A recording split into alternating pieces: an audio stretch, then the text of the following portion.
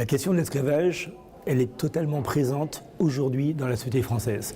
Si demain matin on fait un micro-trottoir et qu'on demande à des Français dans la rue pourquoi il y a des Noirs en France, 95% d'entre eux vont vous dire c'est parce qu'ils n'ont pas de travail dans leur pays et ils viennent chercher un boulot ici.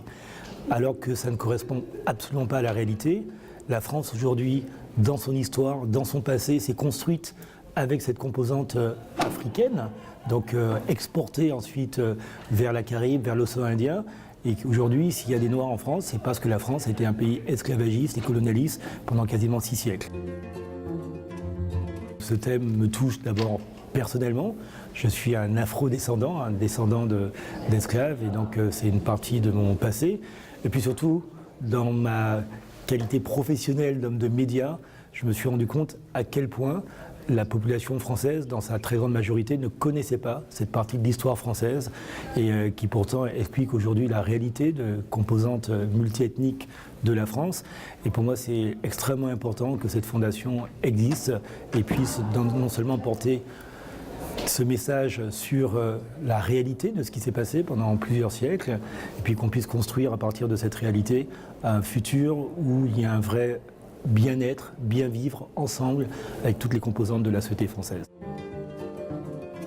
Il faut aller vers l'audiovisuel, il faut aller sur Internet, sur la télévision, la radio.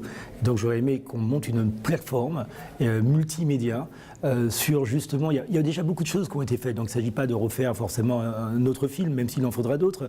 Mais déjà, si on pouvait regrouper toutes ces productions audiovisuelles sur une plateforme qui soit mise à disposition du plus grand public possible.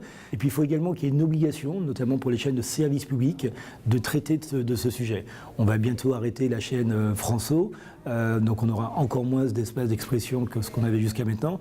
Il est important que France 2, France 3 et donc les France Inter se saisissent de ce sujet, travaillent avec la Fondation et tous les experts qu'il y a dans cette Fondation et les associations pour vraiment porter ces messages, porter en fait cette réalité qui est totalement méconnue du grand public français.